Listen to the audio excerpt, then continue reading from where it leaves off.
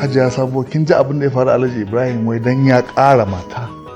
Uwar gidansa inda take shiga ba ta nan take fita ba. Ta fasa mata tibin bango ya kai 700,000. Ragonsa na sallah ƙato na 70,000 ta sake shi saboda kishi kawai. Ba me yasa mata suke da irin wannan mugun hali na kishi? Kar ka ce mata, ka ce wasu matan. Don wasu matan wallahi jahilci ne yake da musu irin wayannan abubuwa. In ban da rashin ilimi da jahilci, me zai hassa ta yi haka? Kuma Allah ne ya ce a yi faɗaɗɗe har 4. Abin da Allah ya ce yayin mace bata isa ta hana ba. Ƙwarai da gaske.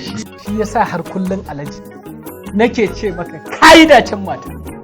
Samun Hajiya a matsayin mata a wannan zamanin abu ne mai wahala. Bata damu da duniya ba, bata damu da kishi ba, irin hauka nasu na mata. Ka ji dai abin da take faɗa. To ni wallahi da ka ganin nan ban ɗauki kishiya komai ba, ni ƴar uwa ma na ɗauke ta.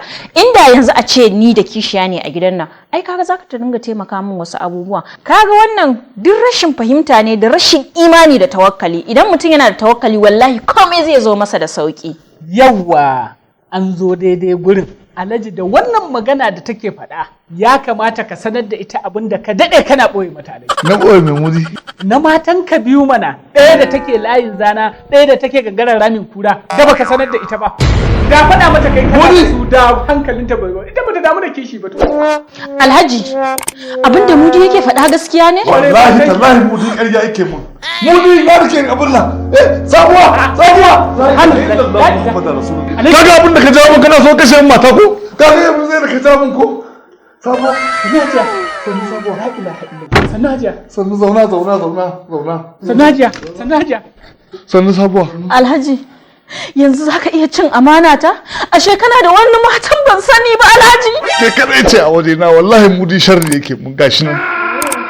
Dama kai makina ne ban sani ba. Amma Hajiya nan fa kika ta cika baki, kika kina batsewa, kina nuna cewa ke ga ki mai imani mai tawakkali. Bayan duk mun san matan kusan duk haka kuke in dai aka zo fagen maganar kishiya hankalin ku gushewa yake. Na jarraba ki ne saboda daga karfi. Wai dama alhamdulillah kai kike daure Mudi gindi a gidan nan yake tsiyar da yake yi a gidan nan to gashi ya dawo ta kanki yau. Wallahi karshen zaman sa ya zo a gidan nan. Ka ci taliyar karshe dole ne ya bar gidan nan Alhaji. Mudi baya kauna ta. Amma Hajiya amun rai ayi hakuri. Jarraba ki ne wallahi. Mudi. Ayin na baka za ƙara samun matar da nake ji da ita kawai. A ka je can ka dawo koma ko ba kauye. Ni in zo ne kiwon maciji ya dawo ce zai cije ni. Wallahi kamar ma ya fi haka makina ne Mudi.